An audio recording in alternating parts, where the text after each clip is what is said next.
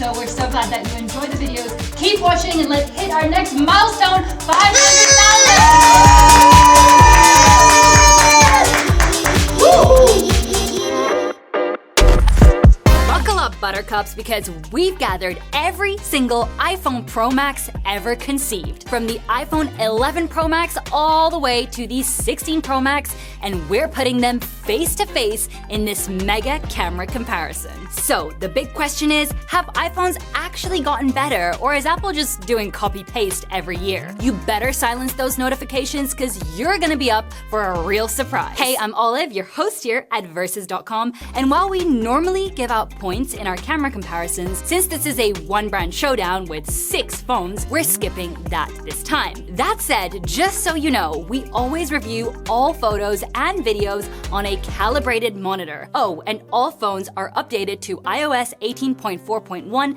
at the time of filming. Here, the iPhone 16 Pro Max down to the 14 Pro Max all come with 48 megapixel sensors and an f1.78 aperture. From the 13 Pro Max to the 11 Pro Max, you get 12 megapixel cameras, though the apertures vary. f1.5 on the 13 Pro Max, f1.6 on the 12 Pro Max, and f1.8 on the 11 Pro Max. In this first set, all the photos look pretty close in contrast, but the iPhone 15 Pro Max is clearly the warmest one. Also, you can tell how the 14 to 16 Pro Max models capture way more detail and more natural background blur. In this second shot, lens reflections hit almost every single phone. But funny enough, even though a lot of people complain about the 16 Pro Max, it actually has the least amount of reflections here. And just like before, the newest 3 phones pick up the most detail. Indoors, all iPhones surprisingly hold up pretty well, grabbing detail from both the bright window and the shadows. Again, there's just a slight difference in colors between them. As a plus, starting with the iPhone 12 Pro Max, you can shoot in Apple Pro RAW, which keeps way more detail for editing later in apps like Lightroom. From the 14 Pro Max onward, you can also choose between shooting in 12 or 48 megapixels, with the 48 megapixel shots giving you the most info and flexibility to tweak things however you want.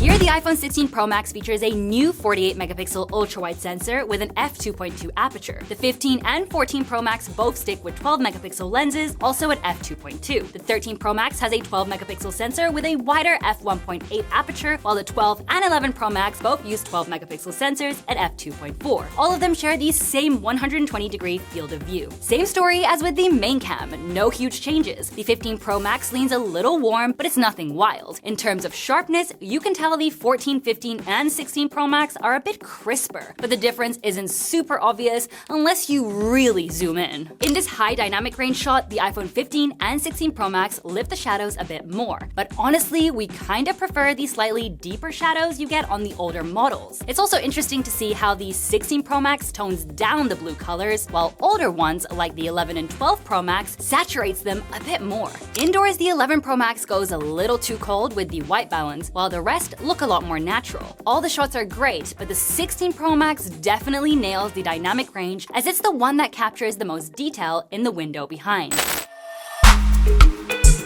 In this shot with the main lens, once again we see very minimal differences in color tones. However, we can see that the 15 Pro Max is the warmest of the bunch, while the 13 Pro Max has the most lifted shadows. And while not perfect, the 15 and 16 Pro Max offer the best edge detection. Switching over to the telephoto lenses, all the photos look a lot more similar, though once again, the 15 and 16 Pro Max have the most accurate edge detection, even if it's still not perfect. Starting with the iPhone 15 Pro and 15 Pro Max, you can add portrait blur after taking a photo using the main camera in regular photo mode, which is really cool if you forgot to switch it on beforehand.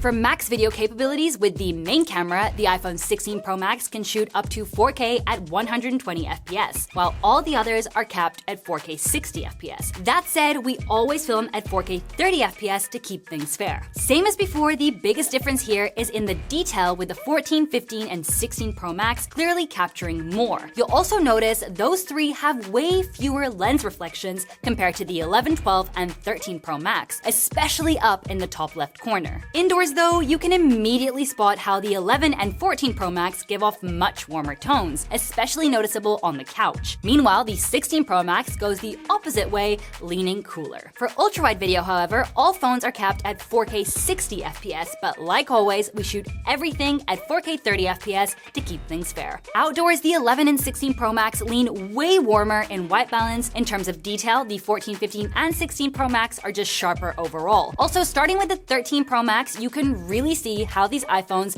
handle the sky exposure more aggressively. Indoors, the white balance shifts ever so slightly between models, but nothing too wild. However, you can see how sharpness and clarity improves with each newer model once again. Cinematic mode first showed up with the iPhone 13, and in classic Apple fashion, it wasn't backported to older models. And honestly, even though it's been around for a few years now, there aren't any big improvements in the newer iPhones either. On the video side, Apple gives creators some extra tools too. Starting with the 13 Pro, you can shoot in Apple ProRes, which gives you way less compression and higher quality. Then with the 15 and 16 Pro, you also get the option to record in HDR, SDR, or even log, which is great if you're planning to color grade your footage later in post.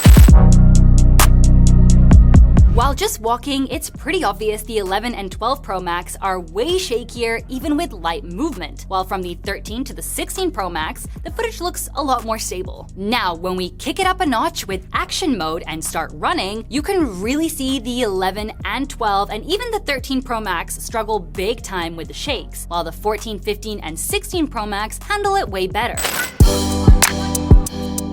Up front, the iPhone 16 to 13 Pro Max all have 12 megapixel cameras with an f1.9 aperture. From the 12 to the 11 Pro Max, you also get 12 megapixel sensors, but with a narrower f2.2 aperture. Here, things get pretty interesting. The 14, 15, and 16 Pro Max all have a cooler tone, while the older models pick up a slight green tint. Also, the background on the newer models looks way more sharpened, while the older ones keep it more blurred out and natural. In low light though, the differences are huge. You can literally see the quality getting better with every newer phone, starting with the 11, which, let's be honest, looks like it was shot on the rear camera of an original iPhone 2G. For front camera video, all iPhones can shoot up to 4K 60 FPS, but just like with the main camera, we always record at 4K 30 FPS to keep things consistent. Not sure if it's just our review units, but the 11, 12, and 13 Pro Max really struggle with super hazy footage. The newer ones definitely do a better job with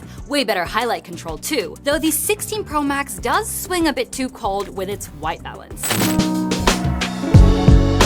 Now for zoom, the iPhone 16 and 15 Pro Max both come with 12 megapixel telephoto lenses offering 5 times optical zoom. The 14 and 13 Pro Max also have 12 megapixel telephoto cameras, but with 3 times optical zoom. The 12 Pro Max carries another 12 megapixel sensor, but drops to 2.5 times zoom. And the 11 Pro Max goes with a 12 megapixel lens with 2 times optical zoom. Let's start with the shot using the optical zoom lenses so you can get a feel for how close each phone gets from the same distance. Now, here's how the 11, 12, 13, and 14 Pro Max stack up against the 15 and 16 Pro Max at 5 times zoom, with the older models already starting to lose quite a bit of detail. At 10 times zoom, it's clear that the 15 and 16 Pro Max hold up way better thanks to their deeper optical zoom. In terms of max zoom, the 11 tops out at 10 times, the 12 at 12 times, very fitting. The 13 and 14 go up to 15 times, while both the 15 and 16 Pro Max can push all the way up to 25 times zoom. Finally, here's a digital crop of all the phones at 25 times zoom, with the newest two being the sharpest. So if you do use zoom a lot,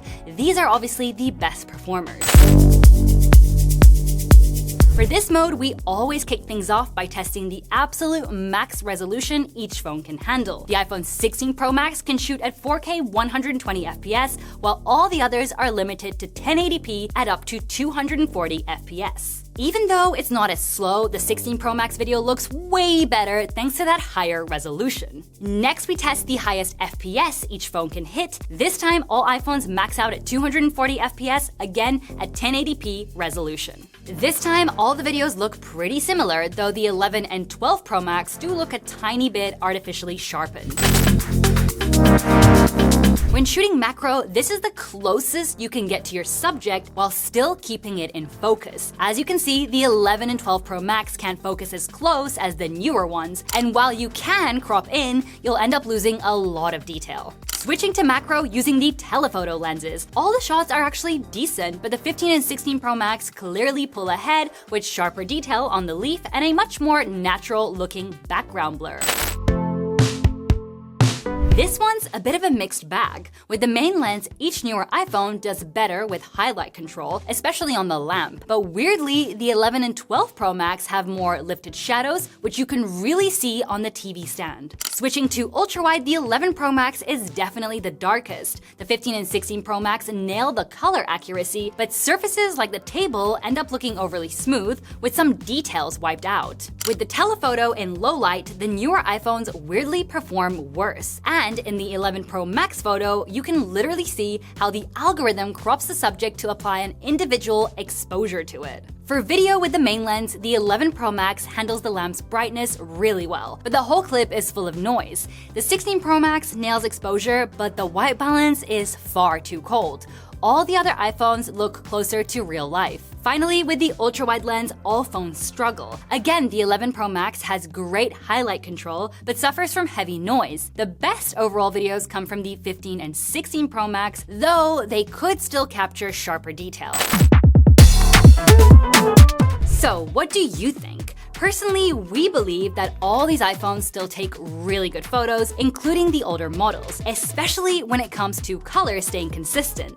The 15 and 16 Pro Max definitely bring sharper shots and better detail, mostly thanks to those upgraded cameras. That said, low light still needs to be worked on by Apple, because on photos and videos, a lot of detail still gets lost. Another nice thing about the newer models, though, is the greater flexibility they offer with the extra photo and video modes mentioned before to create even better looking content. If you've used one of these iPhones, let us know down in the comments how it has been for you. And of course, all these iPhones that are mentioned in this video are linked in the description below if you want to check them out. But wait, want to see how Samsung's Ultra lineup compares? Hit the video right here and take a look. And before you go, be sure to leave a big thumbs up if you enjoyed this video and make sure to subscribe, as we are always testing new devices to help you decide what is best for you. We'll see you in our next video, and until then, take care.